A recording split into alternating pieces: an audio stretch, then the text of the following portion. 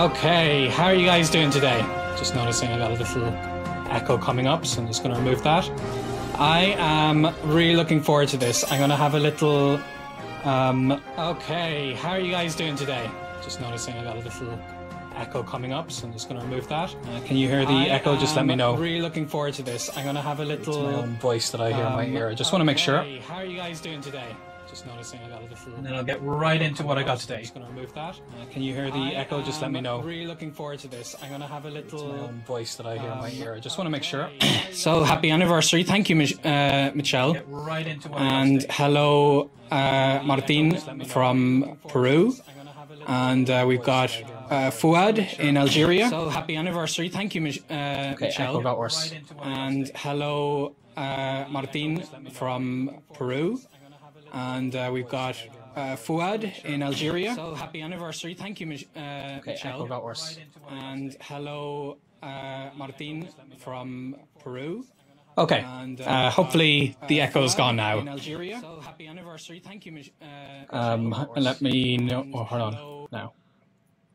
Apply. Hopefully the echo's gone now this time. Okay. So presuming the echo's gone, I am going to get started. Yeah, it's gone. Excellent. Thank you very much. I've learned the hard way how to get rid of these. It took me once like 10 minutes during a live stream. So you live, you learn. Now, let me see. How many of you guys do we have here? I got, I got a nice crowd of people. So hopefully you'll enjoy this. If you're watching this after the fact, feel free to flick through, and depending on how many questions you guys have, how much interaction there is, I might go as long as 2 hours, might just make it 1 hour. We'll see how we do. So I hope you like this format that I've got, where I'm in a newsroom. I figure that's kind of the most appropriate way to do it, because I'm going to be, well, I actually know where my echo is coming from. Okay, I just figured out where my echo was coming from. So that is because I was hearing it in my own ear as well. Let me bring back the normal sound. You guys can confirm for me there's no echo this time, and that just means I'll be able to play the videos at the same time. So what I wanted to do today was to go through 12 years of my YouTube channel. And, good, no echo, thank you. And I'm not going to show you all my videos. I'm going to pick a few of the ones that have done the absolute best over the years, as well as a few personal favorites of mine. And I would be very happy to answer any questions you guys have about the particular videos that I'm doing, like behind the scenes stuff and how I did certain things. So you're more than welcome. I could see your comments coming in. And Shannon's going to be helping me with the comments. So just if anyone kind of goes off track, she'll let you guys know. So let's get this started. And to do that, obviously you want to see me as I react to my videos. So I'm going to switch this around and turn myself over here. Yep, that worked. Okay. So as you can see, I got myself a little window with all of the various videos that I've made over the years. And this is just in terms of most recent uploads. I'm going to change it to most popular, because these would be the ones that you guys have most likely come across over the years. And I'm going to start with one that I know might have the most questions about, and that is the Skype Me Maybe video. Where you're from, you're in San Diego, you're in Austria, excellent. And Venezuela, wow.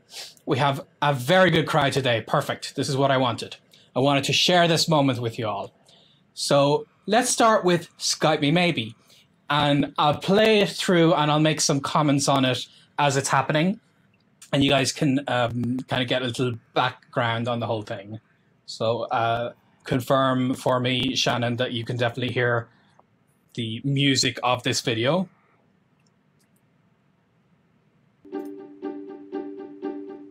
I threw a wish in the well. Do ask me, I'll gladly tell. A language I want.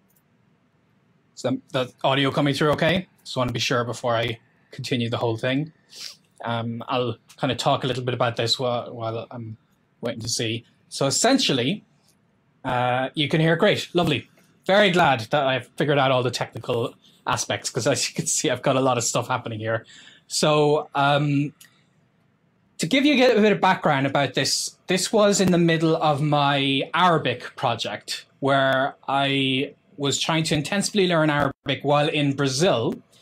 And I suddenly had this idea. It just came out of nowhere. A lot of the biggest things I've done have been like that, like writing my book, even my blog was an idea I came up with in an afternoon, you know? So this was something like that. I just had a sudden inspiration. I think maybe I heard Call Me Maybe on the radio, and I was singing along to it, and I kind of thought, you know, wouldn't it be great if there was a multilingual version of this song? And the thing is, if I had done it by myself, that would have been fun. But ultimately, it wouldn't have been a very long video, because there's only so many languages that I can do it to a reasonable degree in. And so I actually wanted it to be a collaboration. I had been going to a few, I had been started going to a few YouTube events where people were showing that collaboration is a great way to like get your video out to more people and to learn from other YouTubers and so on. So I essentially got in touch with all the polyglots I knew from online communities, and I asked them if they would be up for making a music video with me. And as you can imagine, it was you can imagine when people would have reacted to that. Like if one of your friends sent you an email saying, "Hey, do you want to sing on camera in front of 500,000 people?" then you would probably hesitate. And luckily, I told them that I am actually going to put a lot of work into this. I'm going to make sure that it's well edited, and you'll see that from as we move forward in the video. And I said that I can coordinate everyone singing. That was the hardest part, because the musicality of this, you have to remember, I had to make sure everybody was singing in the same key, and they were singing the same kind of timing, which was very difficult. And a couple of them I had to tweak, I had to compress them a little bit. But ultimately, I managed to get them all together, and like figuring that part out was the editing at the end. The first part was just making sure that everybody liked the script. Because one thing I wanted from the very start is, since I knew this was going to be a collaboration, it was not going to be a video about speak from day one, because that would be ultimately just my message. I wanted it to be some form of what everyone had to say about learning languages. So I would say what I suggest, but I absolutely wanted a range of different ideas. And a part of this is, of course, I wanted to get in touch with people who talk about very differing points of view from language learning, including my friend Steve Kaufman. And I wanted him to be in the video. So when I reached out to him, I made sure that I told him that this is not a video telling people to speak from day one. And I absolutely want your feedback. So I sent him my first draft of the script, and he sent me his feedback. And he said he was very impressed with the fact that I okayed everything he said. I wasn't arguing and saying, no, we should not tell people to read. And of course, because that would have lost the point that I was going for. I wanted it to be a community effort, not something that I was dictating how it would go. But that somehow managed to happen. So I'll tell you a little bit about each person that we got in touch with. But let's start with just my bit at the beginning. So all of these scenes are shot in Belo Horizonte in Brazil. So this is obviously the local library. I just went there because I randomly knew I'd get some footage of myself using a book or whatever to throw into the background, or what they like to call B-roll, I guess.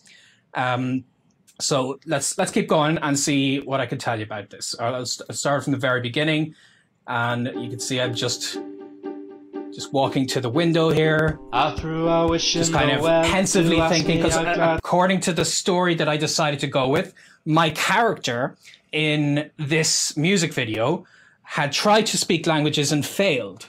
And he was about to give up. And then all these polyglots of the world came to give him some encouragement. So that's kind of the story. And so this beginning part is me setting up that story, saying that I tried, but I failed. Tell a language I wanna speak well, but something's in my way. Spend so much for these lessons and more tests, but in essence not learning this language well. My effort doesn't pay. Grammar is confusing, vocab I keep losing, low grades I'm a snoozing. Should I give up the language maybe? All right, so you get the background there, where I'm about to give up. And of course, throughout this whole video, you'll see that that part was in English, but the vast majority now, the whole rest of the video, what made it quirky is that we actually sung it in 30 languages, over 30 languages, depending on how you count dialects. And there were 17 polyglots involved. So what I did was I really had to, because I didn't want everyone to repeat, because obviously the likes of Spanish, French, and German, everyone could have claimed that language. So what I said is that they can do up to 2 languages in each of their parts. Some people did the 2, some people did 1, and then I think Moses did actually 4 in his. So I gave them that option, but I said the ones they should propose should be a less common language. So something that they know the other contributors are not as likely to say that they can add to. And obviously, people had multiple, like some people could say, oh, I can do French, German, Spanish, Italian. And ultimately, I would wait until I see if they have a less common language. And then if not, I'd see how can I mesh this together? And then I would tell them, OK, here is the languages of your choice that work so that we don't have repetition. And so here's Susanna starts in Russian, and then I think she starts in Spanish, and then she flicks to Russian. So you can see that effectively, as I'm giving up, because the whole video is Skype Me Maybe, I decided to have my laptop on the screen here, and effectively like a Skype window is open, but it has a life of its own. So these people are somehow, I guess, controlling my computer because they're like taking it over and they're trying to Skype me some encouragement. Okay. And let's see. Asdrubal, I don't have any questions. To be honest, music video inspired me to learn language learning. Aw, that's so sweet. Thank you. I appreciate you saying that. And feel free to write comments, everybody, about when you might have seen this video. I definitely appreciate reading them. I can see everything you're saying on the side of the screen here. So, moving forward.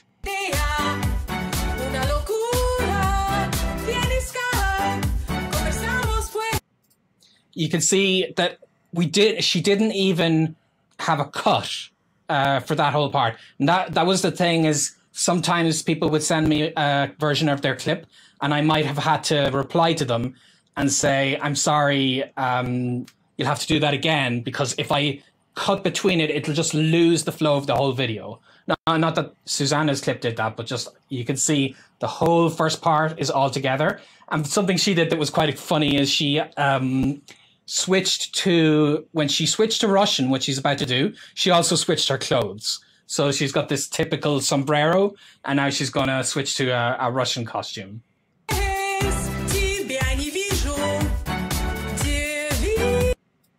And obviously, throughout all of this, I had to work with an editor because my editing skills are more focused on editing during live videos. Like what you see right now, obviously, I'm responding to your questions because this is live, even though I've got green screen and all that stuff.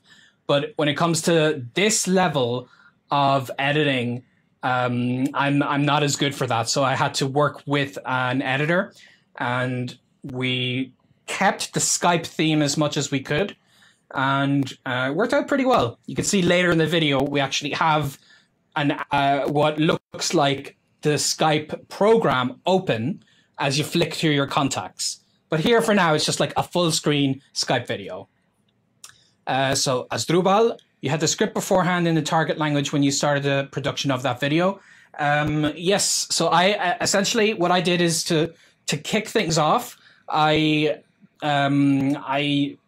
came up with a draft first, and I was only in English because I wanted to make sure the message worked before anything else. So the draft was first in English, and Steve Kaufman actually was the one who worked with me the most to alter the script so that it was much more representative of what the entire polyglot community would feel would work to encourage people if they happen to see this video. And then after that, a few other people kind of altered what their specific lyrics might have been. And from there, they translated it themselves. So I only translated my parts of the video that are at the end in different languages. And all of the rest, like, because I don't speak Russian, for instance. So all of this, that was up to her.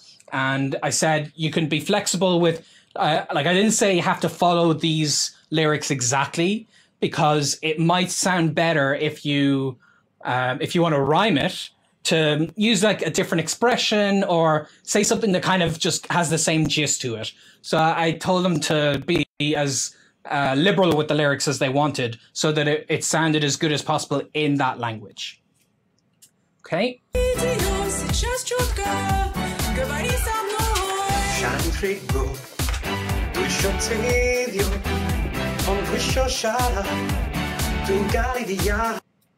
So Richard obviously did a very, very good clip here for us. You can see he's got a good singing voice. One thing I did have to do with this is the only clip where the timing was not on. I don't know why. Maybe he was using a different version of the song. Some of the people in this you'll see have headphones on, that's so that they can hear the original version, Call Me Maybe, in their ears while they sing along with their different lyrics. And I think maybe Richard didn't do that because his version was slower. It was like 1.5 times the length of what I needed to be. And so this clip I had to work on post-editing quite a bit because I got it down. But then if you just squash video and audio, it sounds really bad. And there's like echoes that start to make it sound artificial. So I had to remove those weird sounds so that I could maintain the natural quality of his voice. And we managed to do that. But this clip is actually sped up ever so slightly. And I think it's because most other people were listening to the music, and Richard, he was from memory singing it. And he did a great job singing it. Like if you sing it from memory, then like you don't have the timing naturally in your head. So I'm glad I was able to work around this, because I would have been so sad to not have this clip in it. Because once people saw Richard there, then they really knew things were kicking off, because a few people do know Susanna from the polyglot community, but Richard's a much better known face, so they kind of saw where the video is going from here. Okay, so Natalia, what was the most precious experience during these years? Have you ever had an idea of quitting doing your videos because it probably wouldn't work? It's a very, very good question.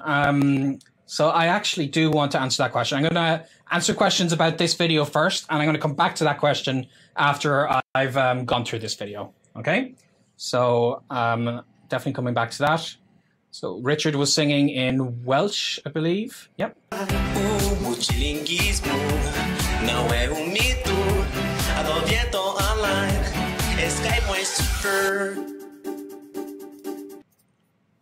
So there we had Idausa, and I like that he mixed things up with Quebec French that I have a personal connection with. So I definitely didn't push back on that idea, because we do have standard French later in the video. So that way, if you decide that's just the one language, we still made it to 30 languages. But it's just he got his accent on Quebec French just very, very well down. So I was happy to include that part.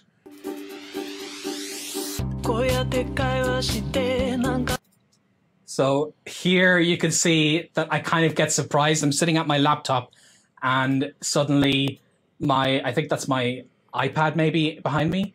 It distracts me. And this frame here, believe it or not, was such a giant pain. The editor spent ages on this just to get my elbow over the screen, because there's a particular way you have to work around that. And he was like saying, maybe you could record it again and just move that iPad a little to the left. But by the time he told me that, it was like a week or two later, and just a lot of things, like I'd have to put on the same clothes, and I felt like I would have lost the consistency. So he worked on it, and we managed to make it work, that it looks like she's on the screen, because obviously she was not on the screen. I recorded, once I knew what everybody's lyrics were, then while I was waiting for them to send it back to me, I recorded my part first. So I recorded this scene where I react and I look around, but I'm just looking at a black screen on an iPad that's turned off. You know, I'm not actually looking at Jaina's footage here as she's singing in Japanese, I think it is. I added that in afterwards because I needed to synchronize everything quite well. And it was fun because this whole video, you see my reactions, but these are my reactions to what I think people are going to be singing to me. So fortunately, we did actually get all the scenes in the end. But let's listen to hers again. And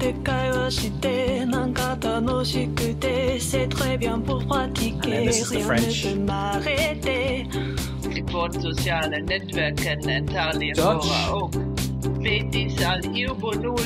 Esperanto. And I like this. Glossica, I think out of everybody, Glossica gave the most visually impactful video, because he went to somewhere very culturally like Chinese / Taiwanese, and I like, you can see his branding on his t-shirt. He synchronized his lips despite the cuts, because it's very difficult. Like I said earlier, you can send us different cuts of someone singing and it looks terrible if they're sitting just at their computer, like most people were here. It would look really bad if I was just singing and then suddenly cuts to me like over here or cuts me over here. But Glossica, he did a very good job on getting his scenes to kind of just very naturally flow together. Whoops. I really liked what he sent to me.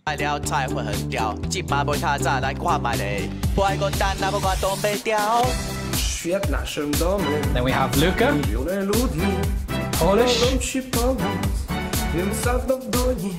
And then, so what I did here is, because I knew I was this is actually obviously in Rio, but I wasn't living in Rio for the vast majority of this video. The video ended up taking so much time to make. It was one of the largest it's actually the largest video project I've ever taken on, as you can imagine, with all the coordination, working with the editor. So it ended up going all the way to nearer the end of the project that I was in Brazil for. So when I was back in Rio, I decided to just, even though the video was almost done, I decided for some parts where maybe it wasn't as visually impactful, I wanted to kind of cut together scenes of B-roll, as they call them. So here's me with like your typical Brazilian fruit. Well, it's not that typical. I've never actually seen it in Brazil. But, you know, in cartoons, you usually see the cartoon characters dancing with fruits on their head. So I figured, oh, I'll do that. And I'll do that with the statue of Christ behind me. And that's just like right here. I would have to zoom in to show you properly. But yep, that is in Rio.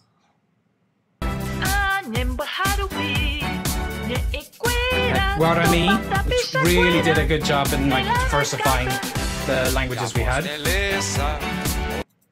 So here's Steve Kaufman's contribution that people were most surprised to see. And like I said, Steve was an absolute star here because he helped me with this script, and he was appreciative that I really truly wanted to have a variation on what people were saying.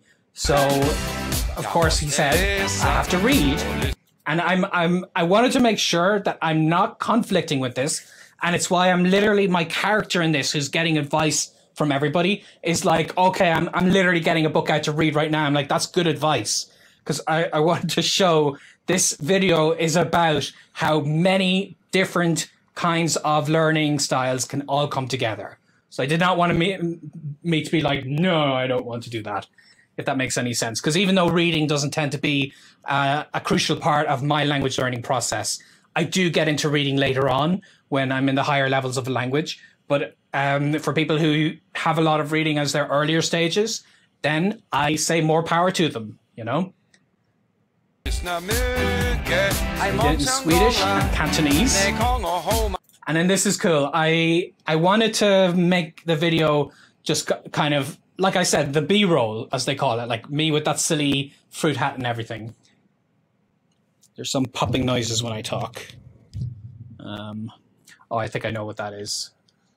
Let me see real quick.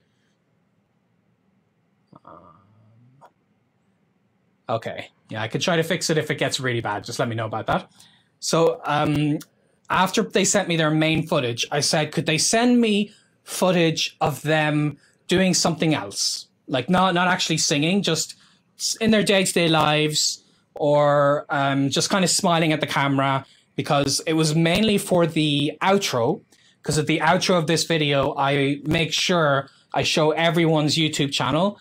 And back then when this went up, YouTube had a feature that you could click on as many things as you wanted within the one video to go to another person's channel. So I was actually able to feature everyone's channel on this video.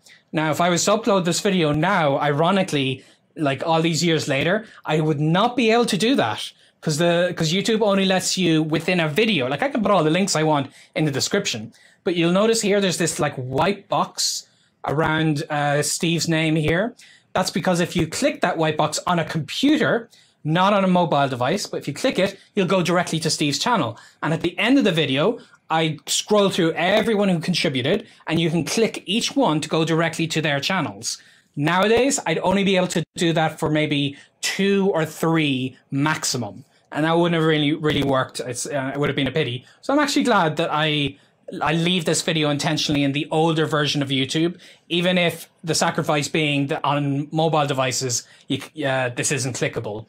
But now you know. So anyway, this is the clip that Steve sent me of him doing ice hockey. I think it's just perfect because it's like representation of true Canadian like gung-ho attitude here. And I think like out of any of the B-roll that people sent, because most people like smiled to the camera or something, but this is the best B-roll because it was him in his normal life. He comes up and he actually like skids up to the camera. Watch this. Isn't that cool? Like I'm super amazed. I really hope when I'm in my 60s and 70s that I'm like making skidding videos in front of cameras rather than sitting down doing nothing. So I definitely appreciate Steve's energy. Now here we have Everson and Judith, and I think at this stage, because I was having like issues to like coordinate who was doing what language, I think I like had one extra just in case, and ultimately most people said yes. So at the end, I had to actually put the 2 of these together, and like I would have given them their own scene, but it just worked out that they happened to both use these languages, and they both wanted to be in the video, so they were happy to share the scene. And the coordination there is on making sure the timing of how they sing is more or less the same as one another. So more complications, but we figured it all out. And of course, you can click both of their YouTube channels at the same time in this video, even though we're only like halfway through it. And nowadays, you can only click within videos at the very end of them. They gave us Latin. And here's a cool one we decided. So when Tim sent me his footage, I had a challenge that we managed to actually make look cool. Because one thing I didn't specify, I should have specified, I needed everyone's video in landscape. So landscape being that the bottom is bigger than the top. Like this YouTube video, where you see the bottom of the screen is much further along than the top of the screen is tall. Now, when Tim sent me his video, it was a vertical video. And back then, like nowadays, I would always specify, because people do make a lot of vertical videos for Instagram. So I would specify, but back then I didn't think of that. So he sent me this and I was thinking, okay, this is kind of a problem because I'm supposed to be showing everybody on their, on my computer screen, Skyping with me. And if I try to do it with Tim here, it's going to have such a weird cropping effect and it just won't look as good. But fortunately, we had the idea of, I reshot this scene. So this is one of the scenes I did in the end reshoot because I got his thing back. And I reshot it on my phone because you can, of course, Skype on your phone. You could back then as well. So it just made sense that again, in reality, I'm holding up my phone that's just turned off. Just a black screen that I'm holding up to the camera. But in the editing afterwards, we put Tim there and it just worked out. And you can see the B-roll just before that is him skateboarding in New York. That was pretty cool.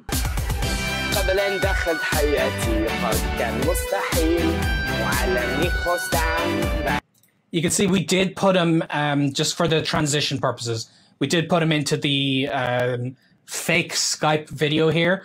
And if you look really closely, all of these names are actually the names of the people. This is the level of detail we went into to make this video as professional as possible. These are the actual singers of the video and a little profile image of them. I don't think it's their actual Skype handles. We just made all these up, or we just said their name. But yeah, it was pretty cool. I mean, we did have his. I know logistically that kind of implies that I'm going from a Skype call on my phone to a Skype call on my computer, and that kind of makes things harder. But you know, I guess it's just the fun of the whole thing. People wouldn't have been asking too many logical questions at this stage. Now,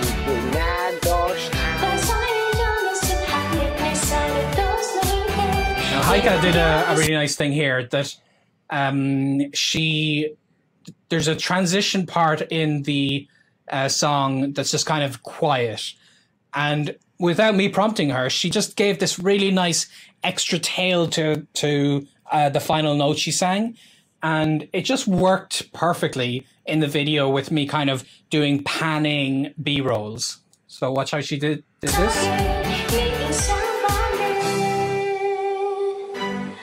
She just held that note and then added some more to it. And that's just me in Rio. At this stage, I think I was running out of ideas for B-roll because you can see I'm literally like pretending like I'm swimming, which is, whoops.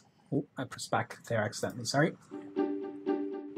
Pretending like I was swimming just because I was like trying to think of how can I vary the ideas here. Right, Felix. One thing I remember about this scene is I desperately needed a haircut, but I had to record the scene anyway. So there it is, my horrible hair forever on camera. And when I recorded this, I didn't know what this was going to correspond to. This, me pointing to a map. I figure there has to be some part of the video where they talk about international use of languages or something. And he was saying you're close to the rest of the world or whatever it is. Me language buddies. And then here's another one I really appreciated. Stu J. His scene was great because he also, similar to what Mike did, he went out to record in the real cultural areas, aspects of the language that he was demonstrating. So I think because he was in Bangkok, he had Bangkok behind him. And he also used, you could kind of tell from the visual here compared to most of us, because most people would have sent me their footage on their phone or on their webcam. Whereas Stu J has got a really good camera here. Like the whole setup that it just kind of jumped out. And I appreciated that.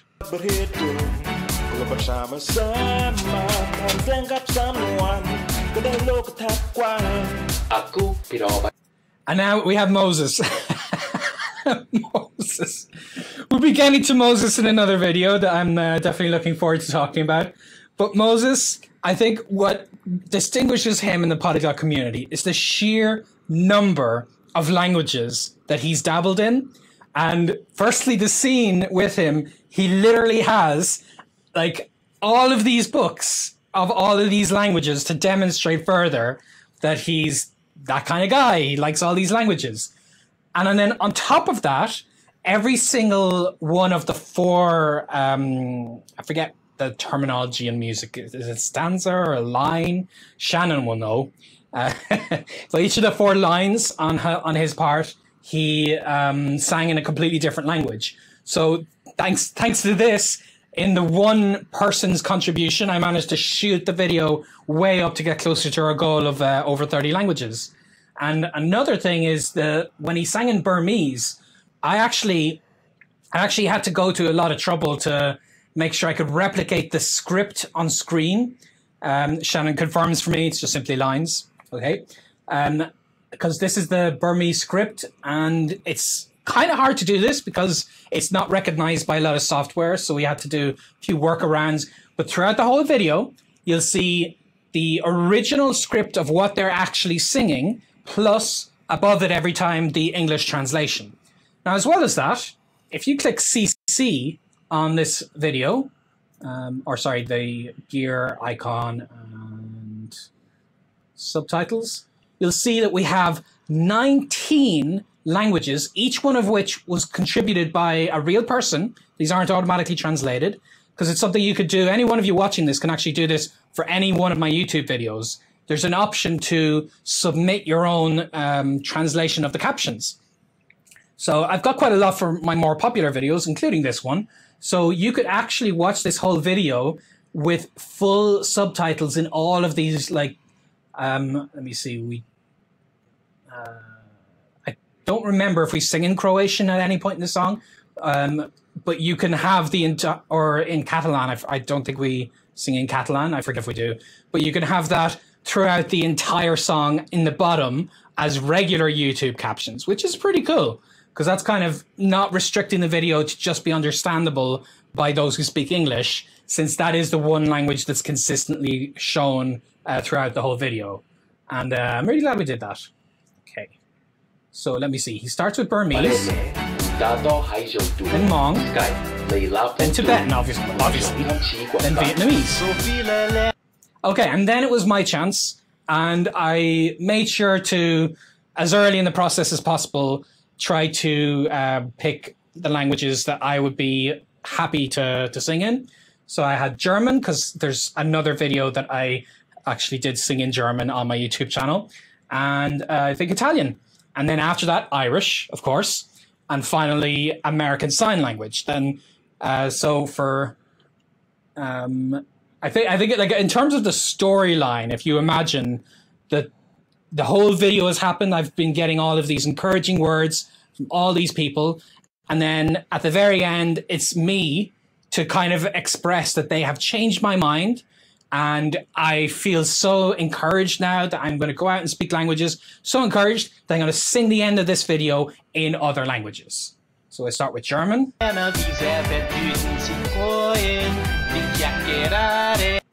of course go into Italian. And then Irish. I think this scene, when I tried to record the actual video, I didn't record it on camera looking very well. So I think I ended up just replacing with scenes of the city that I was in, Belo Horizonte. Because I had trouble I wanted to get the pronunciation just right. And when I was doing the pronunciation and trying to look good on camera, I couldn't do both at the same time. So I decided for this one, since I was on camera plenty in this video, I would do this one as audio only, just so I could be more confident about it. And then all of these people here are the couch surfing community of Belo Horizonte in Brazil. So what I did was at the end of the video, when I wanted, you can actually see it says couch surfing Belo Horizonte, Brazil. And I wanted to have some, because one problem with all of this is each person who contributed to this video was in a completely different country for the most part. And I was very, very far from any of them because I was literally in the middle of Brazil. So I thought, it's a pity that I can't have all of us kind of together for the final scene. It would have been a nice thing, like showing us like hugging or something like that. But failing that, I actually asked the couchsurfing community if they want to help me with the final scene, and they said yes. So instead, since it wouldn't have worked if they were all singing in the one language, because the audio just would have been really difficult to work with. A group of people singing would have kind of conflicted with the whole rest of the video. But it would work if the whole group were signing. So I taught them the sign language. And what is it that we said? So that will open my mind. And I made sure that I was confident about this with a native, with a deaf person who was helping me with my ASL over Skype. And they made sure that we could be confident of this phrase. So I taught it to everybody just before we did the scene. And then we recorded it, and they all together said that will open my mind. And I appreciate them doing this because this is actually American Sign Language, which I happen to know, and not Libras, which is the sign language that is used in Brazil. So they kind of catered to my request just because I wanted to be in front signing in the version that I happen to know. And that was the final scene. Skype Me Maybe.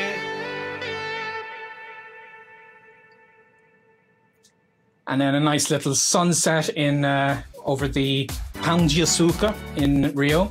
And then here is just everybody kind of waving to the camera or whatever it is.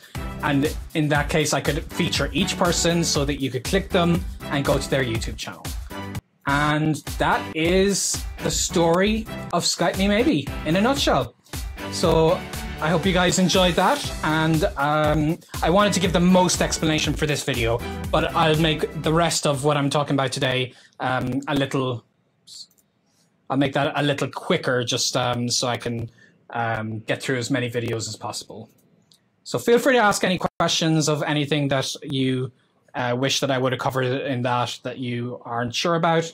And let's see what else I can do. So this is actually relatively recent. So I won't show you the whole video because it's 5 minutes long, but I'm very proud of this video because it's, oh, I've cut off just below the video, but it's about to pass 1 million views.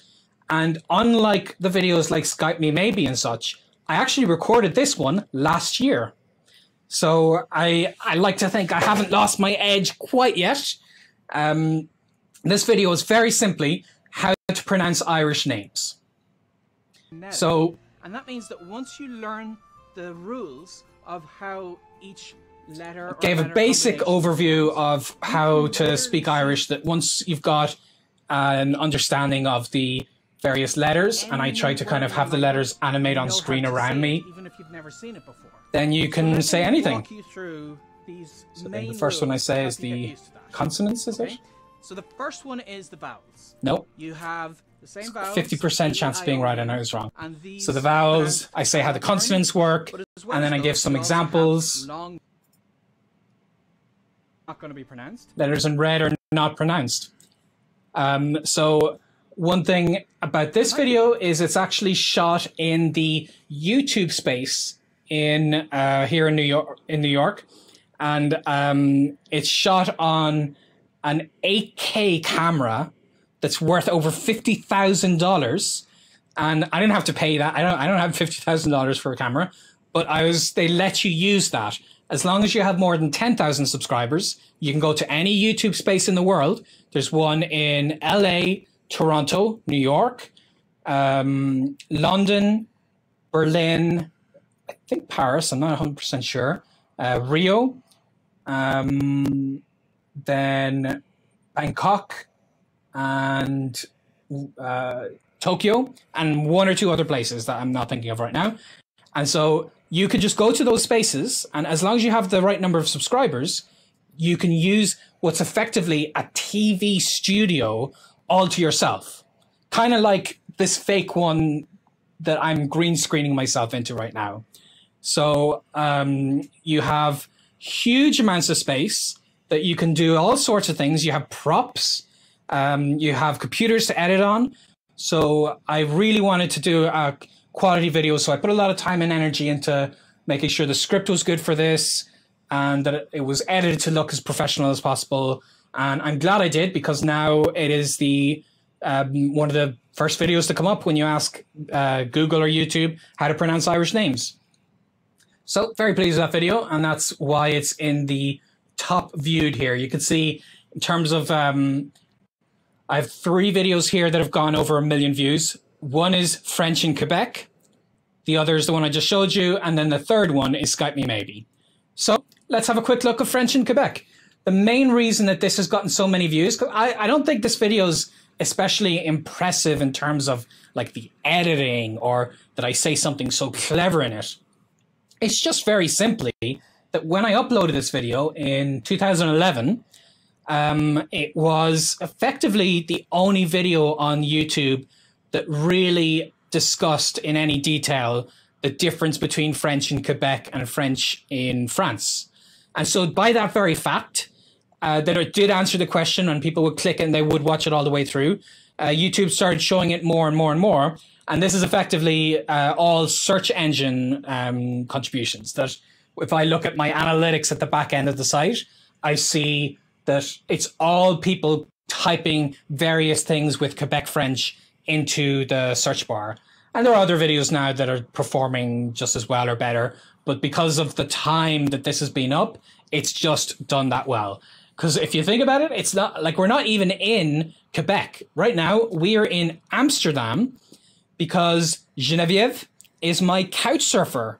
I was hosting her in Amsterdam so that I could practice my French. Because something I did for a very, very long time as a couch surfing host was to invite people who spoke languages I wanted to maintain. And it was great because I would speak the Dutch that I was trying to learn when I was out of the house a bit.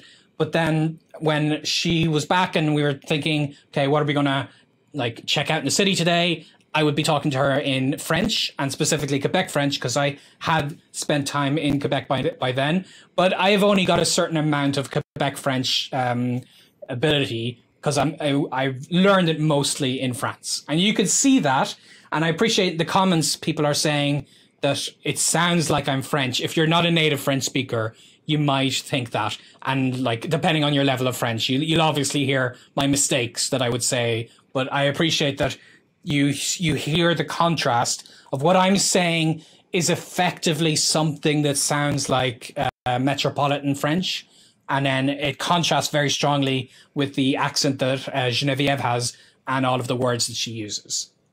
So this video, like the sound quality isn't great because we recorded this outside and the microphone's on the camera, which you should never do in this kind of outside setup because you can hear all the traffic of things coming by. You should always use clip-on mics. But I did what I could. The problem is, for all the years that I traveled, I had to travel with everything I owned. So what I've got right now in this studio is great. I've got loads of heavy equipment and a relatively big camera, and I've got lighting and everything. And my microphone is this. Look at this. So I would not be able to travel with that kind of tech back then. So unfortunately, I had to deal with just the built-in microphone for the camera. And when I watch this video now with the amount of effort I put into various technical aspects of my videos, I kind of cringe a little at the sound of this. And yet it's got over 1 million views. So it just goes to show that you shouldn't hold yourself back from waiting until everything's perfect, you know?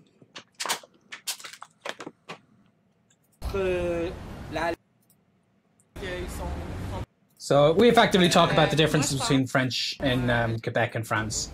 And that's the whole video. Like the only thing I did was add the subtitles to it after the fact and cut it and whatever. So I hope you guys are enjoying this. I haven't seen a lot of comments, so maybe you're just like passively checking it all out. But do make sure to let me know if you like this and the kind of things you want me to do in the final like half hour to 45 minutes that I'll be moving forward. So you'll see the TEDx. I won't show you this TEDx talk because a lot of you might have seen it already. But this TEDx talk should not actually be hosted on my channel. It should be hosted on the TEDx channel. Now, fortunately, I do have another video, and if I show you, Benny Lewis TEDx. This is not on my channel. The one I did in Warsaw has 1.8 million views. So that's the video I've made with the most views, but it's not on my channel. But the reason that you see this video on my channel is because for some reason, I forget why actually, they took it off the channel. Like it had reached 1 million views on TEDx's channel, because this is the first TEDx video that I did. So it would probably be a number of views past what the other TEDx video currently is, because it would have added the 1 million, plus being on the TEDx channel generally gets it more views. But for some reason, they took it down. I have no idea why, but they did. And fortunately, I had a backup, and I said, look, I don't want to have this on my channel. If you guys host it again, great. But if not, I want it on the internet, so I'm just going to put it up here. And effectively, this has got like almost 500,000 views now, so it's just staying on my channel. But the more recent one is still doing well, almost 2 million views. Very proud of that one. So then, let's see, Blood Falcon. It would be interesting for you to compare New Brunswick French too. Yeah. I'll have to at some stage in my travels expand to those places. And I just reminded myself that I never actually answered Natalia's question. So let me get to that now, since I said I would answer after I finished talking about that video. The most precious experience during this years, if I've ever had the idea of quitting doing videos because it wouldn't work. So one thing you guys probably would notice if you look back on my channel for the last maybe 3 or 4 years is I do not actually have a lot of uploads. So I think the probably one of the bigger challenges that I've faced to my YouTube career has been other successes that I've had, such as writing books. So the language hacking books have been great for me. I've got them back here somewhere. They've been great to kind of spread my encouraging language learning message, but they were also an incredible amount of work for me to produce, me and Lauren, because we worked on it together. And because of those books and our focus on those books, I ended up not uploading a lot to the YouTube channel. And it's not necessarily that I had the idea of quitting, because I've always wanted to come back to YouTube. It's always been my passion, making videos, as you can see from how ridiculous everything around me right now is. I love making videos. I love the tech behind it and all that. But yeah, there was the idea that, like, when am I going to be able to get back into making videos? And it's something I have struggled with, and it's why just now I feel like I'm finally at the stage where I can start uploading consistently again. Because even now, if you look on recent uploads, I think my most recent one was 2 months ago. And that's really unfortunate, because if you want to do well on YouTube, you've got to be uploading consistently. Now, if any of you follow my Instagram accounts and all that, you'll see that I have this gorgeous new studio that I work in, because I moved out of Manhattan proper. I'm still in the New York area, but because I'm somewhere way cheaper, I could actually get a nice space to record videos in. So I'm going to be uploading quite a lot. So it's appropriate that the 12-year anniversary is coming at a point when I feel like I'm, in a way, ready to relaunch my channel. It's not like the channel's been like dormant for the last few years. I've done lots of live videos, but it has been it's been difficult because it's felt like the channel has been put on hold, and I really, really want to boost it up again. So probably the most precious experience during these years, I can't really answer that question because there's been quite a lot of experiences I've had in the 15 years of travel that I wouldn't even know where to begin. But precious could be in terms of culturally interesting, or like for me to grow as a person. So a lot of aspects to that, and that's probably a little too deep for me to answer into today's fun little YouTube summary. But hopefully I've kind of addressed what you were going for there, Natalia. Feel free to ever to throw some more questions at me as I go into the next video, which I know a lot of you will enjoy. This is the one with Moses. So check this out. Oh yeah, I've got this just weird fun intro. I used this intro in a lot of my videos for a year or two, and just because I liked it. It showed all of the places I visited, languages I was learning, and whatever. You got it. So this is just so funny. I was, I forget why I was traveling at the time in America for, I think I was there for a particular purpose, but it just happened to be convenient to, oh yeah. So, okay, I was actually in Chicago learning Klingon, as you do, for the Star Trek convention. And I needed to get back to the East Coast. And I think I actually, instead of flying, I actually took various buses to get there. Would not recommend doing that again, especially because it'll cost about the same to fly. But one positive consequence of that was that I was going to be in Ohio. So I knew that Moses lived there, and I kind of knew him online, but we hadn't talked a lot. And I had no, I mean, I should have had the intention to do a collaborative video with him. But I figured, oh, I'll just hang out with you, you know, because you're a nice guy. We both like language learning, and that'll be it. Like, I thought maybe if I do a video, it'll be just, I'll interview him and ask him how he learns languages. Nothing super amazing. But when he picked me up in the car, his car here. Guys, never know. You would never guess who's here, who's right here beside me. He takes out his phone and he starts recording immediately. I wasn't expecting this. I thought, if anything, we might do a video tomorrow or the next day, because I've just had a really long bus trip. And suddenly his, well, I forget if it's his phone or his other Luxy cam. I think that's only when he attaches it to his glasses or something. But he said, oh, look, everybody, look who's with me. It's Benny. Benny, the Irish polyglot in Columbus, Ohio, of course. We got a lot. We got a lot of footage coming. You know, I got to take you on level. You know, this is level up weekend. So this was a surprise to me. This is the moment I learned that we are going to be doing a leveling up video. And he's like, oh, you know, we're going to get a lot of footage this weekend. You know, we got to level up. And I was like, what?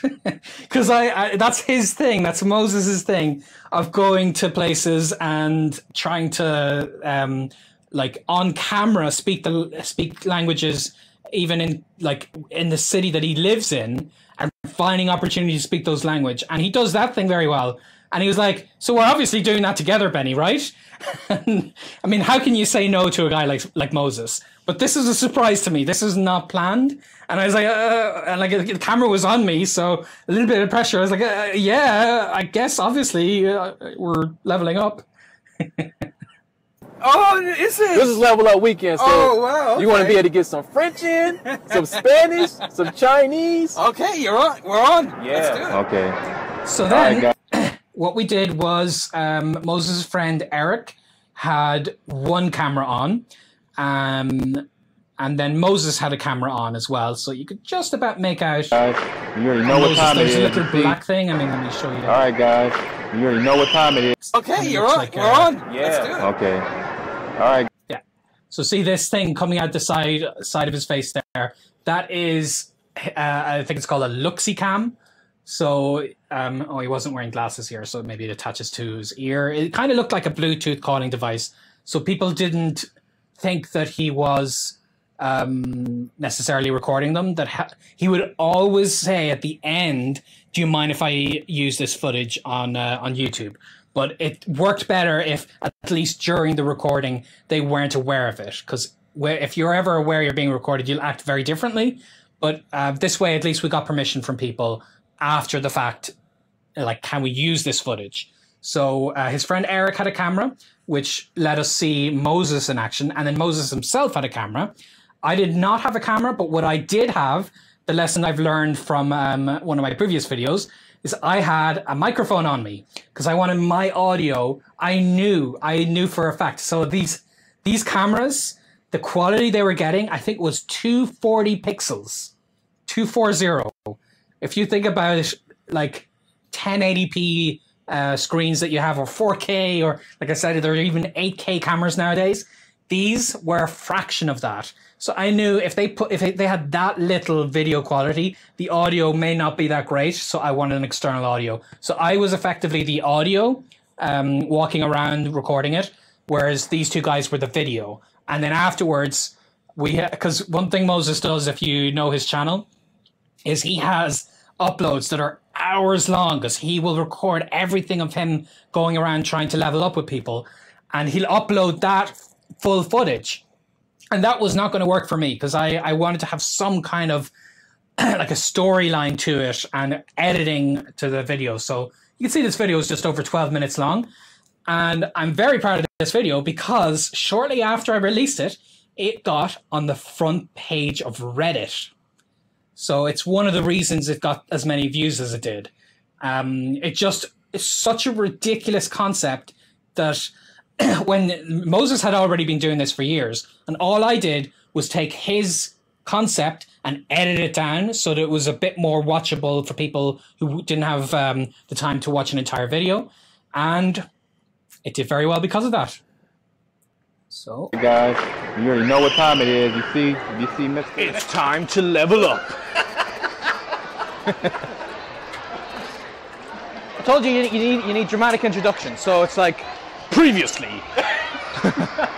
on Lao Shu. Benny. So what I loved about this is because I didn't really know Moses. We had only maybe exchanged a couple of messages online. But you can already see that we're getting along like we've been friends for years. And we just had such a good dynamic here. And I'm so glad. I really hope we do more videos in future. It's hard just because we're in different cities, but I'm hoping my travels will bring me back to him, or that his travels might bring him to New York. And maybe we could do another one, because this just worked out so perfectly. Everything about this video, I had not planned it, and I'm so glad Moses had this. He was in the car when suddenly he got the surprising news. My word, are we going to level up? So there's me essentially summarizing what had just happened. So I guess technically I'm summarizing the summary of a summary or something right now. This is like Inception level stuff here, I guess. Okay. Anyway, so you could see we went up to various people and he surprised them by like saying a few words in the language they speak. And then one thing I intentionally did is between a couple of the level ups, because I was thinking when this video goes on the internet, I don't want people to be watching this video and just thinking, oh my God, these two guys are just so impressive. They're so smart. I'm not that smart. That was the last purpose I wanted. So I intentionally in the middle of the video had the idea of just summarizing to someone else who would be watching it that this is not something special that we're doing. This is just a case of getting over fears and to say something encouraging. So I just kind of spontaneously said this. I hadn't written it or anything ahead of time, but I'm glad I said it because it gave the video a bit more context. Hey, we came over here just to get the practice. I thought That's you the reason we're in the mall. We're here to practice. So You here it get is. over the fear to talk to one person. You see, it's not that big a deal. And next time you do it, you know, you hesitate a little bit less. And people don't realize that the whole shyness thing is not a stamp for life. Right. You know, sometimes it is a little bit of a self-fulfilling prophecy where you tell yourself, I'm too shy to go up to that person. And the only reason you're not going up to that person is because you're telling yourself you're too shy. And it's a vicious circle, you know? And if you ignore that for a second, just walked up to someone and just opened your mouth, you'd see it's not that big a deal. If I see Brazilians, I would just... So that's kind of as I figured if the video got popular, I did want people to be able to get that little bit of encouragement. And I'm glad that once it was popular, that instead of it being about, oh, look at these two impressive guys, that I had this opportunity to give a message to people watching the video that it's just a case of getting out there and trying your best. So that's essentially the video. We just went to talk to various different people in different languages. And at the very end of it, I got to practice some French. And yeah. Oh yeah, and we saw, look at this. This is Moses's personal library of, or his personal collection of many language learning books. All right. This could be a video in itself. Look at that. And these are books he has genuinely used to learn these languages. It's just crazy. Look at the variation of books he has here. And this isn't even all of them. This is just, I tried to cut like the scenes where I rolled between the books as smoothly as I possibly could. But yeah, he is a very interesting person for sure. I'm so glad that we were able to do that video together. All right, so let's see your other questions here. Drew asks if I have any tips for marketing, let's say like YouTube videos, I presume. One way that I've grew my channel was to have a story to the videos. So the 3-month thing is what essentially kicked off the best period of growth for the channel, because you would start with video 1 of me just barely getting by in the language. And the whole point is you would want to subscribe to see how I do in the next video. Do I reach a certain level that I'm aiming for? Do I get close to it? And just that question of how does this guy do is kind of part of the story, is what I put at the center of my, like, let's say, marketing tactics for these videos. Because other than that, I didn't like spend money on advertising or anything like that. I just tried to make the videos as interesting as I could. But I think that story, tying them together, is probably what helped them to spread a little bit more. Hopefully that kind of addresses your question. Mitchell, I used to watch the part where you talk to the Mandarin speaking people for inspiration to learn Mandarin. Oh, thank you. I'm glad you watched my, oh yeah, the Mandarin part of this video. That's right. Yeah, where there was the lady in it. Yeah, that was like so random, especially because my Mandarin is not very, very good. I think, did I use Mandarin in this video? I had already learned Mandarin at that stage.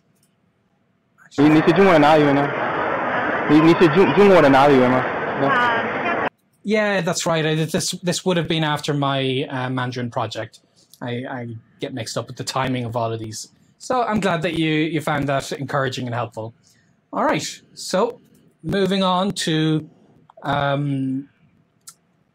another video. I think the video that would have been the most, like, that really got the biggest boost that people discovered me was this one where I was speaking in 8 languages. So the reason that I did this is I actually had uploaded videos on my YouTube channel for several years in multiple languages.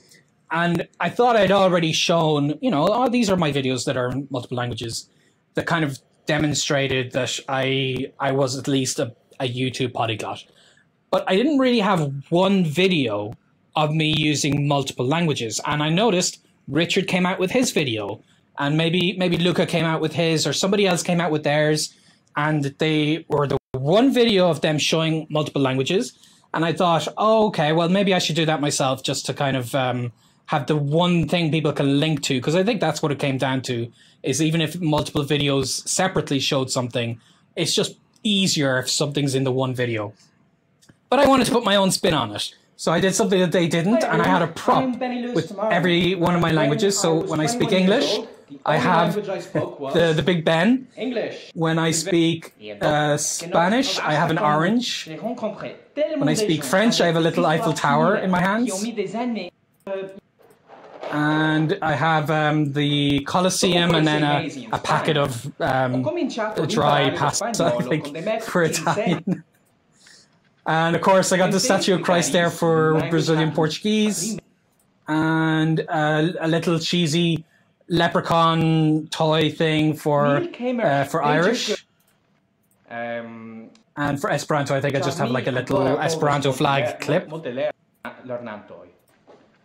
then for German, what did I use for German actually? I forget. Oh yeah, okay. Since at this time, this video was recorded in Berlin during my German project that I was blogging about very extensively. And so I just kind of showed one of my study tools. And is that it?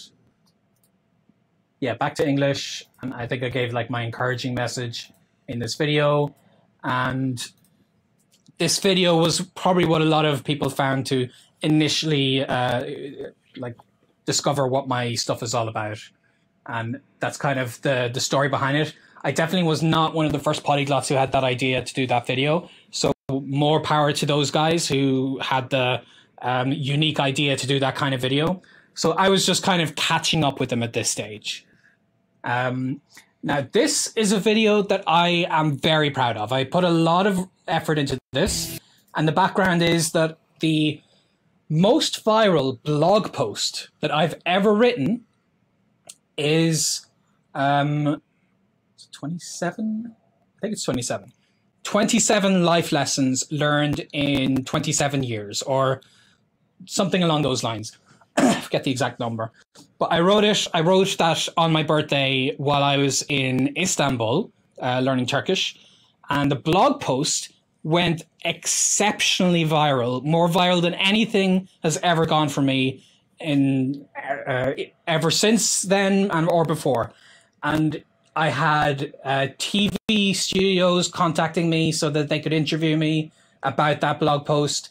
Had newspapers who wanted to reprint it, and magazines. So it just got a ridiculous amount of traffic.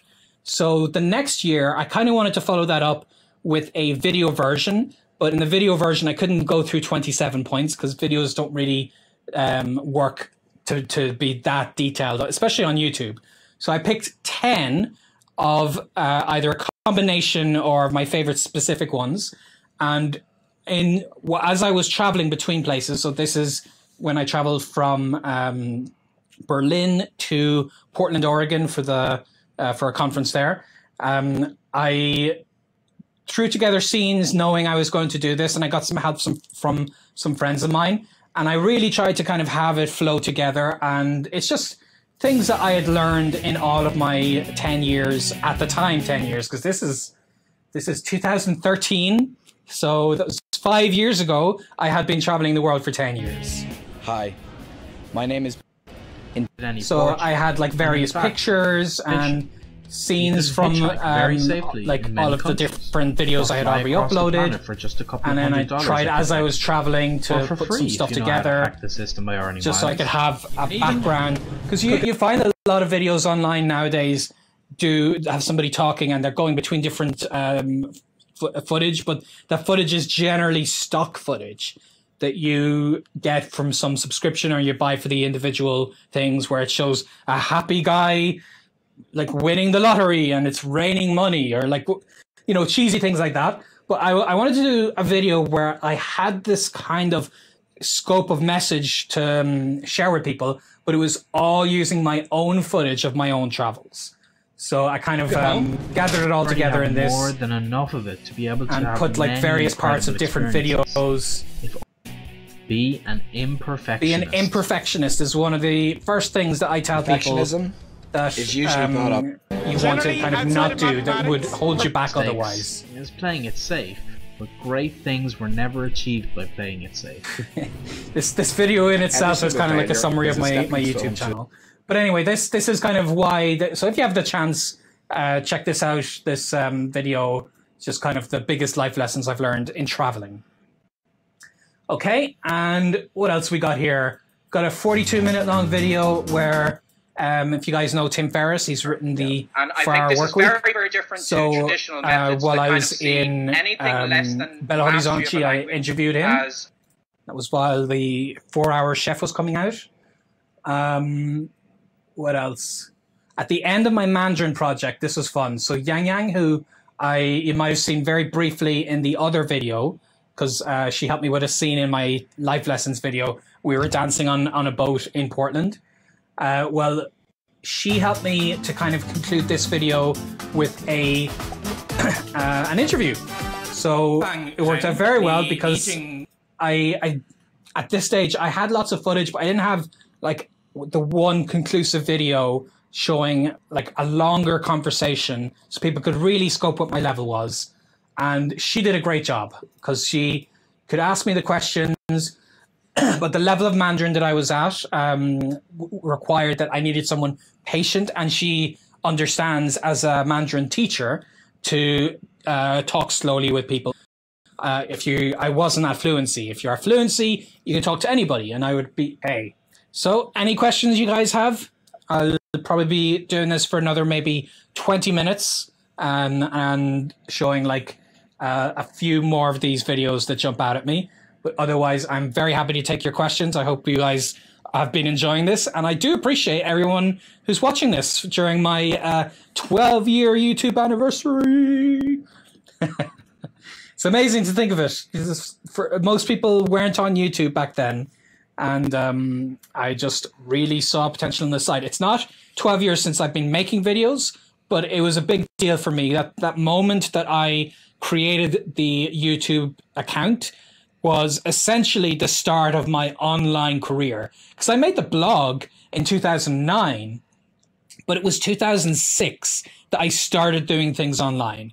And that I really thought I want to, because I had been traveling for 3 years and I really wanted to make a difference in the world somehow. People are getting encouragement as they met me at couch surfing meetings or something on learning languages. And I wanted to get that out there somewhere. And it just turned out that YouTube was a good funnel for me to do that. So let's see what we got here. So some of these just look really nice as far as clips go. That this was me when I got to meet my italki Arabic teacher. So she had been helping me via italki, and then at the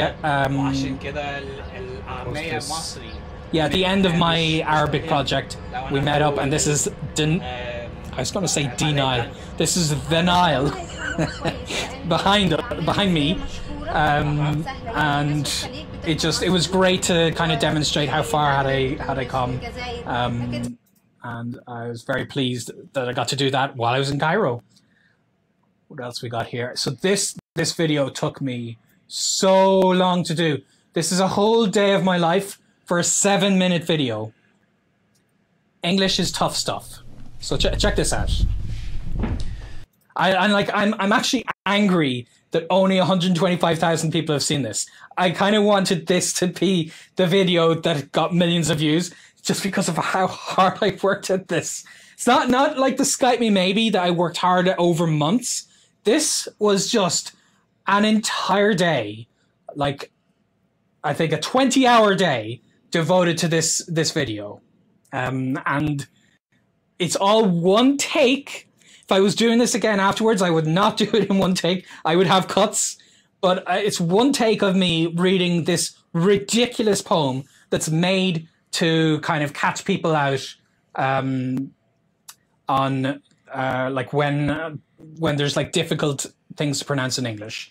I see a few of you are asking me some language learning questions that aren't specific about these videos.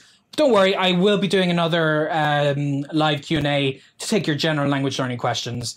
Not sure exactly when that'll be, but probably within the next week or two. So make sure you're on the email list and we'll confirm that for you there.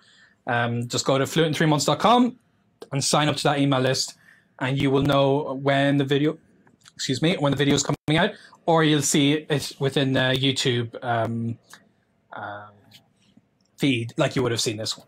So let me show you this. English is tough stuff. This I didn't write this, but I saw it online, and I had been using it because for a very long period I was an English teacher in my travels, and I actually used this poem in my English classes to demonstrate how ridiculous English was, and how it can be taken to the extreme. And I would present it in a way that, like, you don't need to worry, because these examples are intentionally to catch people out, and in most cases you won't actually see. And I say at the end of this video, because the video ends with "you might as well give up," I think is the last line. And obviously I don't want to be telling people that when my whole goal is to encourage language learners. So I cut into another scene where I'm saying, "Hey everybody, just wanted to summarize this video for you." But look at this. English is tough stuff. So one reason it took so long is not just the day it took to record it, but afterwards I wanted to get the International Phonetic Alphabet to go along with everything that I was saying. And this is so difficult because, firstly, it's very, at the time, I mean, maybe there's an easy site now to copy and paste it from, but at the time there was like online dictionaries were very hard to come by. A version of IPA that was useful to me, because The best ones would have been maybe Collins. Collins' English Dictionary at the time, which was online, had IPA, but it was with the British accent. So that didn't really work because the way I speak is so different to a British accent that the IPA would have been way off. So I had to search a long time to find some version of anything that's, and the American pronunciation is only slightly closer than the British one. So I had to go with that. And there are lots of times here, and there are people commented on this video, that I didn't pronounce things the way the International Phonetic Alphabet suggested it should be pronounced. That's because I have an Irish accent and this is going by American English. But it's just easier because, you know, I roll my R at the end of words. Like I say car instead of caw, you know. So I just couldn't do the British version of this. And then actually pasting it into the video. And one other thing we do is so many visuals. Because I knew a video that was going to be like 7 minutes long, I might lose people's attention if it's just me talking to the camera. So I needed something visually popping out. That's one reason I'm doing this live stream in this ridiculous TV studio, because it's just me talking. But I figure at least it can be me talking looking like I'm somewhere cool. And that might mean you'll stick around a little longer, you know? So back then, my best option was in the editing afterwards to put like some picture that represented the words that I was actually saying in this poem. Dearest creature in creation. So I start this by making it seem like I'm going to read the entire poem from a book.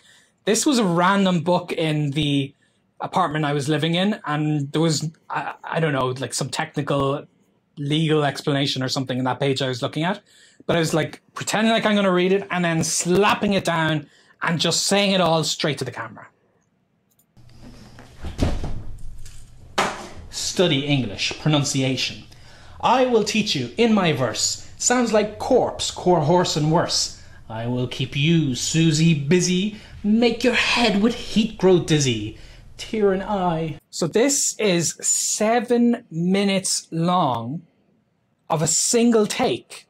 If you could try to imagine saying one of the hardest poems in English to say out loud, because a lot of these are going to confuse you. It's like tear in eye, your dress will tear. Like that, it's just like you might confusingly say tear in eye, your dress will tear. And like I had to memorize this poem. It was so hard to get it right, and it took so much practice. This is like the 20th take. There was one take where I made a mistake at the very end, and I swear I nearly punched the wall. I was so angry that I had wasted the entire video. I think in this video I made one little slip up, but it's such that I didn't lose my flow enough that I decided to just kind of correct myself and go on quickly. But other than that, I think I actually did it mostly right for the video. I think I actually didn't pronounce one thing right, or maybe one or two things. Like Arkansas, I don't think I said that right, because it's just so weird how you pronounce Arkansas. So I got that one wrong. But otherwise, I just look back in this video and I remember a hellish day of me trying to work so hard. The things I do for you guys for the YouTube videos, Lord and I swear. word, sword and sword retain in Britain. Mind the latter how it's written. Now I surely will not plague you with such words. I've memorized this poem and I will try to forget it as quickly as possible. So that is the video that I had wanted to go viral just because of how much work I put into it. It's like I can feel parts of my soul are in that video. Oh, God. Okay. But then, of course, we have another singing video. This one I had so much fun with. So as I was learning Japanese, one thing about Asian languages that it was kind of something I was trying to fight against, because there's enough people saying it, is they're harder than European languages. Everything about them is harder. And I'm trying to see, okay, fine, but what is easier about them? And one thing people might say is there's a lot less loan words because we have a lot more words in common with Romance languages, which is absolutely true. But to kind of balance that out, I wanted to make a video where I was singing in Japanese, and in the entire video, everything I say is recognizable to English speakers. So it doesn't actually have any logical sentences. It's me taking the background theme to the song Yakko's World, where you guys, if any of you have seen Animaniacs, the cartoon from the 90s, you'd remember Yakko singing United States, Canada, Mexico, Panama, and he just kind of sings all of the countries of the world like one after the other like that. So I kind of wanted to do that. So I took the background music of that and I worked with people who are doing the Add One Challenge, which, as you know, now Fluent in 3 Months effectively runs the Add One Challenge. Shannon, who's been helping with the comments and like helping me to see what you guys have been saying, she's actually like the central head of Add One that keeps it going as strongly as it does. So at that time, we got people who were doing the Add One Challenge and learning Japanese, and they worked with me since I was learning Japanese. And this is the result.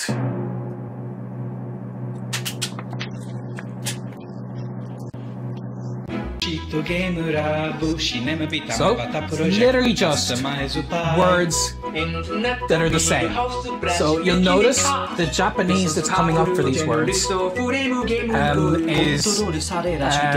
it's not written in hiragana, but katakana. And katakana tends to be written phonetically for multiple reasons, but generally when they take loan words, they will use that, and that's why you'll see all of these. And they're used in limited context. So a lot of these words, and like it was one of the things that came up in the comments a lot, that like half, for instance, like there's, I'm sure there's a Japanese word that's more appropriate here, but there's a specific context that you can use this word in. So it's not, and this is the thing with translations, there's always multiple ways you could see something. And I just kind of, if there is a chance that these words actually do exist, if anyone naturally does use them, not in a non-obscure way, I wanted it to be in the video. And that's kind of what we went with. And all of these are fellow contributors to the Add One Challenge. And Brian himself. And both I tried to dance, Brian tried to dance, you guys might know Jan.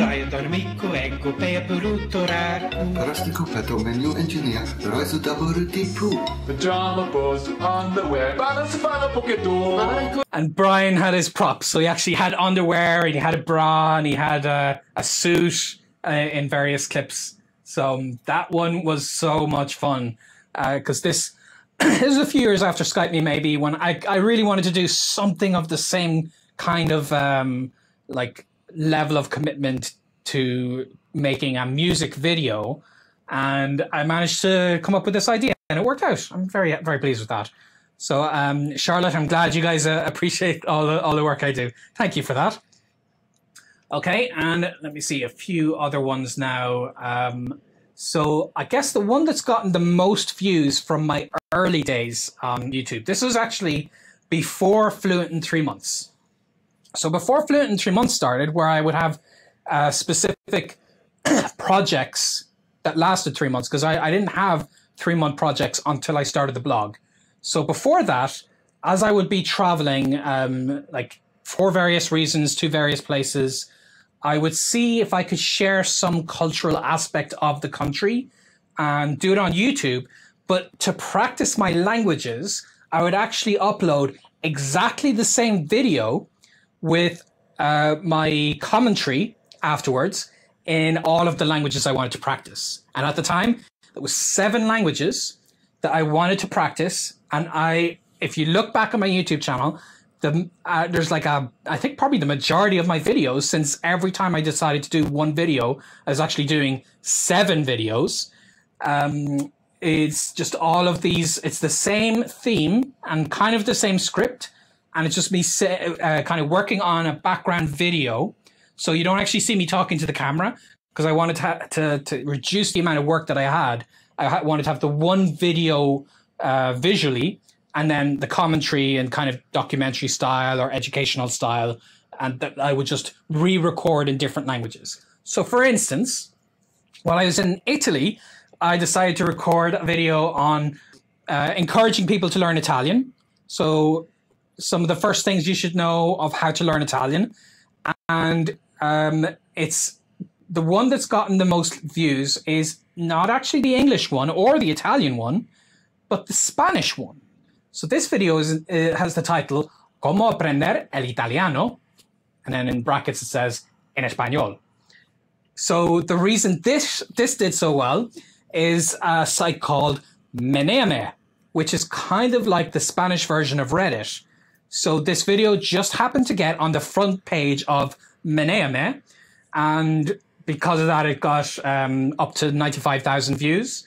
And let me show you, I really did put a lot of effort, even into my earliest videos, because you could see to really show Italy, I'm like Google Earth zooming in, and then I blend the actual picture with the real version of Italy. So look at this. Fade in the actual Colosseum. So that was how I started most of my videos back there, was a satellite view from space coming down.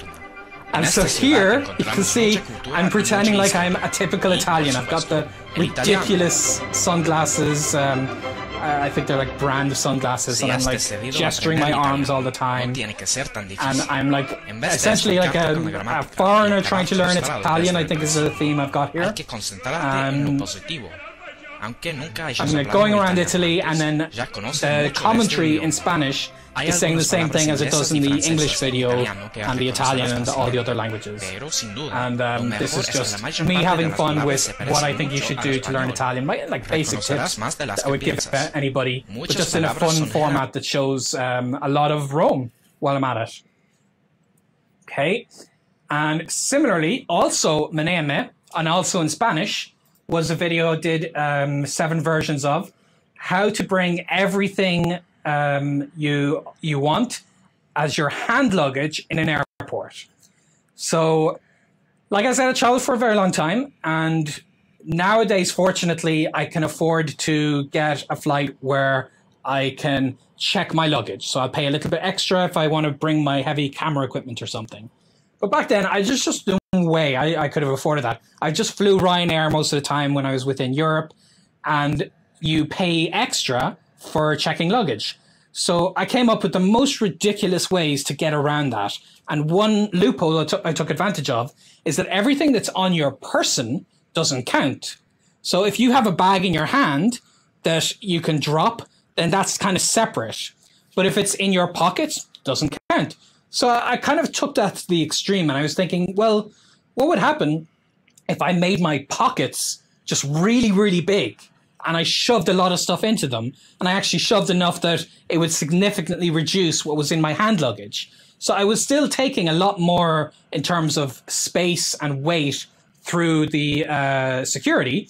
But the good news is you know what? I did this for years and years and years until I could finally afford to start checking my luggage like more directly, and never caused me any problems. People are always thinking the security would pull me over. Oh, you look like the Unabomber.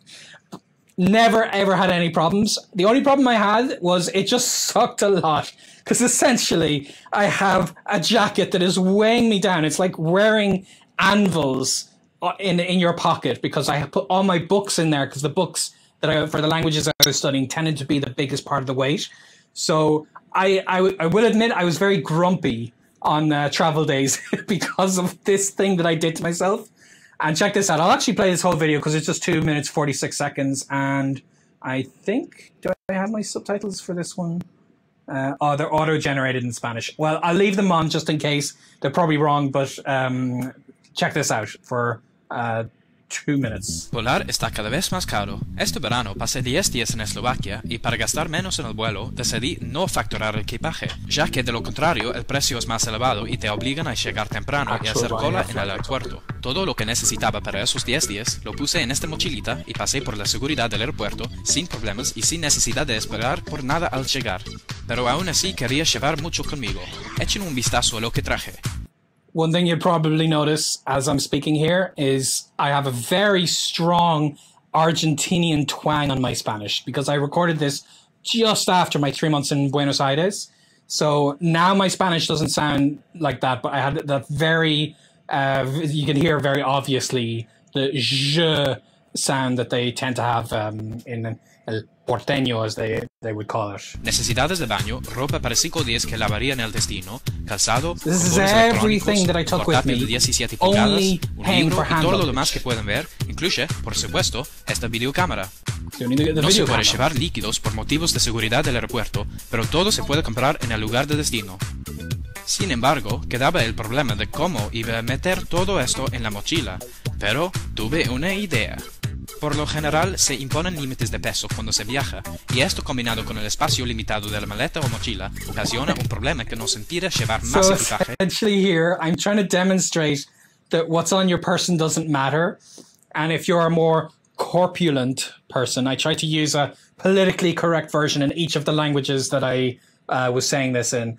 And that is actually me. And I didn't use any green screen technology. I literally just like cut the right side and the left side of the screen. And I shoved a giant pillow up into my jacket thing just to kind of show that this guy who clearly weighs more doesn't have to pay any extra for the fact that he weighs more. Of course, this was years before. I think one airline has actually started to weigh its passengers somewhere in Asia, I think. But, you know, forgetting that, this actually still applies nowadays. Del reglamentado. Pero la verdad es que la cuestión del peso es flexible, porque hay un montón de gente más robusto que vuelan y que pesan más, ¿a que sí? Es justo porque el peso encima de la persona no cuenta, así que eso es lo que hago yo. Llevo lo más pesado y los artículos grandes encima de mí, o sea, lo llevo conmigo en la ropa o en los bolsillos. Si vas con pantalones y una chaqueta con muchos bolsillos lo suficientemente grandes, te sorprenderás de cuánto puede caber. He llevado mucho más conmigo en otros vuelos que he tomado porque combinaba la utilización de una maleta. So up to now, I'm just saying that I like shove as much as I can into my pockets. And I would go with like those combat trousers or pants just because I would actually put a book into one of those pockets because the ones that tend to have pockets lower in your leg, they're actually large enough for a book. So that worked out great for me. But I would have to wear that particular pair of trousers on travel day all the time. Con el tamaño máximo permitido para el equipaje de mano, la ropa con muchos bolsillos para poder llevar bastantes cosas encima y, por supuesto, ser más selectivo y hacer la maleta de manera más eficiente. Esto significa que casi no hay límite de lo que puedes llevar. Esta vez conseguí meterlo todo y aún me quedaba espacio para poder traer los recuerdos del viaje en el vuelo de vuelta. Les doy otro consejo. Por ejemplo, si se quiere llevar una toalla muy gorda o algo similar, es muy difícil doblar esa toalla para que quepa bien en la maleta y puede ser muy frustrante. Pero para llevarla, tengo una idea súper. I have a super idea. As they say in the Hitchhiker's Guide to the Galaxy, always travel with your towel. And here, I am literally traveling like Superman. Throw the towel over my back. I intentionally chose a red towel while wearing a blue t-shirt. And you can have that under your jacket. Se puede llevar fácilmente bajo la chaqueta, como pueden ver. Espero que hayan So disfrutado. I'm actually realizing now that that was essentially most of the video. This video didn't show the advanced technique that I used. That is actually, that do just as well? No. That because I released it later, got less. You can see my voice is going after I've talked so much.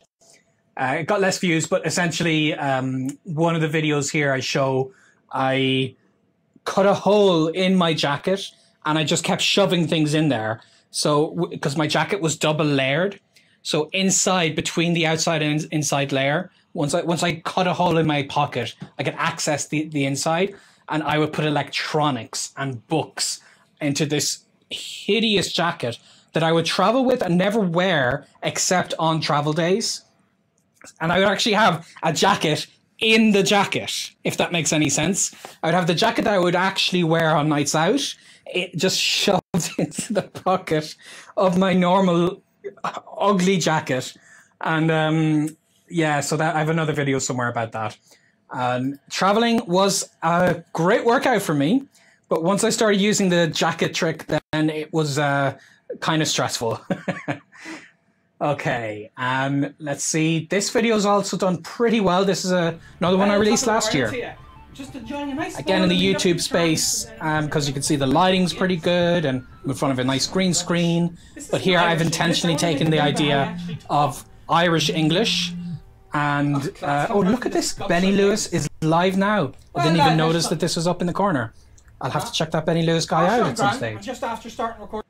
So yeah, this video, I pretend like I'm getting a phone call and I have a video that's supposed to be a general in front of a green screen, me giving education on how to speak Irish, but I'm reading a script that someone else wrote about like top of the morning to you, which by the way, no one in Ireland ever says. I think maybe they said it while they were emigrating to America in like the 1800s or something. And because of that, they think we still say it. But no one ever says that. So I kind of wanted to emphasize that and then switch into how we actually speak. So that video's done pretty well. I'm happy with that. And another one that did well is a video earlier on the channel about my experience going to Burning Man. Any of you guys have ever been to Burning Man? It's a festival in the desert. And you can see it did the same thing, zoomed in from space. And for some reason, the French version has gotten the most views out of all the different language versions. And this one I was actually commissioned by National Geographic to make the video. I was here on a press pass, and I did all of this on like a really small camera. I got all the footage. The audio would have been terrible, so I got all the video footage, and then afterwards I added my comments. And I've been to Burning Man twice. Quite an interesting experience. I've also got a video where I interview Glossica. This video is my experience checking out the Siwa Oasis while I was in Egypt. And then, of course, it would get a lot of views, the video where I announced my Mandarin project. And I made a huge mistake in that video where I was not very clear that this was a goal that I was aspiring to. And a lot of people took it to mean that I absolutely 100% promise and guarantee I will get fluent in 3 months. And that because of that, it was one of my most stressful projects because I had half the internet like after me and hoping I would fail miserably. And they didn't realize I wasn't trying to arrogantly say this is something I will do. I was just trying to aim for that. So this video has also got, yeah, okay, I can't see it on this one, but I think the video has like my most dislikes of all videos on YouTube. And it's just because I said, oh, I'm going to try this, I'm going to see what happens. But I wasn't clear enough that this was an objective. I learned that, and in all future projects, I've made sure to be extremely clear that failure is an option. It's okay if I fail. I'm going to try my best to see how far I get. And actually a relatively recent video that I did with Tim, who's a friend of mine who lives nearby, from Tim Explica. He runs a channel on how to, like a channel for learning English. And we recorded this in my other apartment that I moved from while I was still in Manhattan.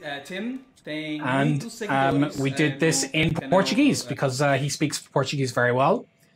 I've also done collaboration videos with, if you guys know Lindsay from Lindsay Does Languages.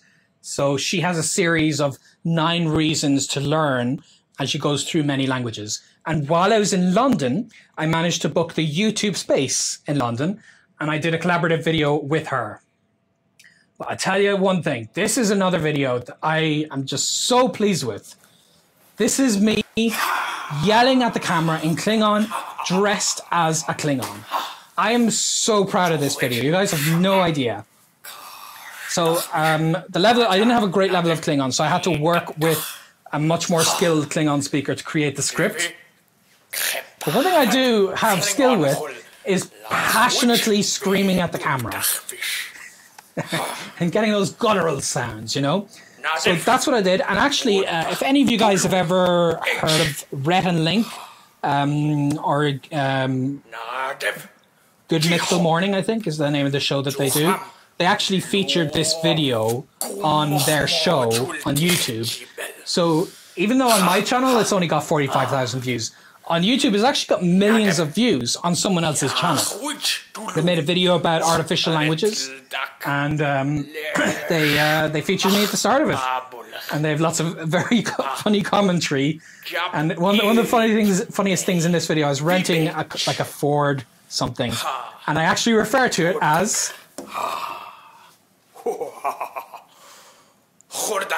my battle cruiser. That like little red car is my battle cruiser. That's the amount of like effort I put into really committing to my character. And I've branched off from the major languages, and while I was in Peru, I had a lovely experience learning Quechua, and I managed to include, look, there's me explaining how Quechua works right at Machu Picchu. He didn't do it by hiking through the jungle randomly. And I made sure like to talk about how the guy who discovered Machu Picchu did so not because he was like randomly wandering, but because the locals helped him. And I wanted to give the locals a kind of a shout out there. And so this is kind of where my channel is in terms of most viewed videos all the way down. And I've got lots of things from all my travels, experience learning salsa, getting interviewed on the radio in Irish. And I did actually end up interviewing Moses. This is the video I was expecting to do with him, but it's just the two of us sitting down talking about his language learning approach. And then I have like how my day kind of works while I was learning Arabic. Back in the like years ago, the best way to subscribe to blogs was RSS. Still is, but it's not something that's used as commonly by people. So at the time, I thought it was probably going to grow. So I actually made a video explaining what RSS is and why it is useful. And I did this one while I was in Buenos Aires. And at the time, that was my website, IrishPolyglot. I didn't have it in 2 months.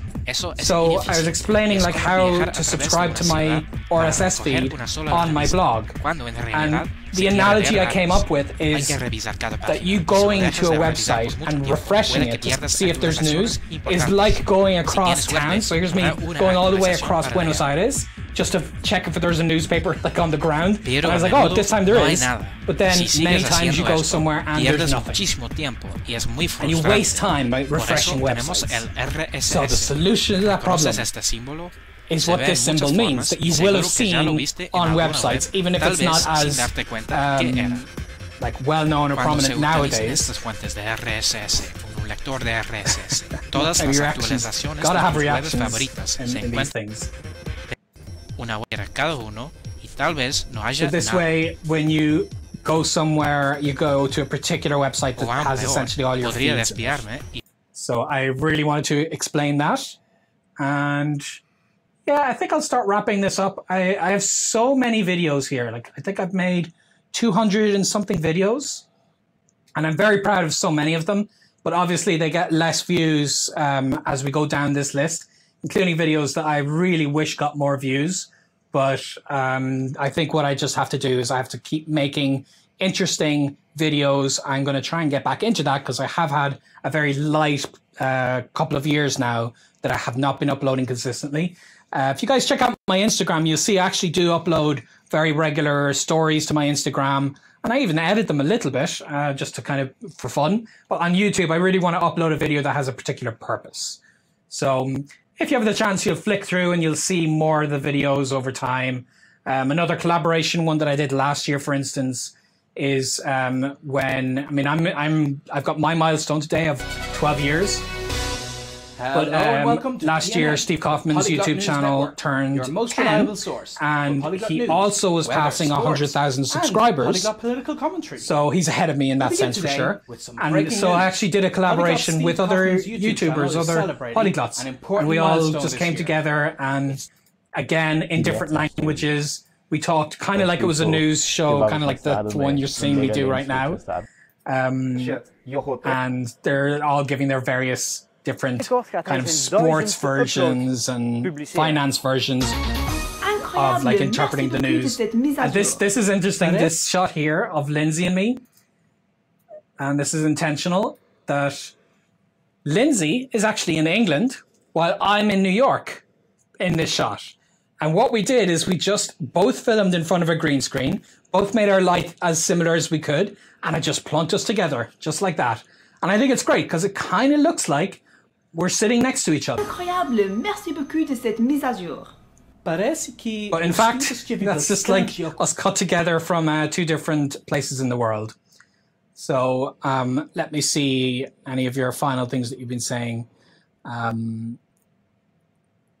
Yeah, you guys are asking questions about particular languages, and I will definitely be ready to tackle any language-specific questions in a general Q&A that I'll do as soon as I can. But otherwise, I think I'm going to wrap it up around here. I hope you guys have enjoyed that. I hope it's been relatively interesting to watch and to reminisce on my personal history as a YouTuber. And I appreciate you guys all watching it. And I will update you on everything else. I'll answer all other questions during the general Q&A. And I will be covering a lot more topics, and I'm going to get back into not just live videos, but pre-edited videos that give you some kind of encouragement. And I look forward to getting back into it now that I have this lovely recording space, which looks nothing like what you're seeing here. But it does have a green screen behind me, which helps. So something I can do that I have practiced is I actually managed to find this on, let me go back to the other view, just like this, where I'm a little bigger on the screen.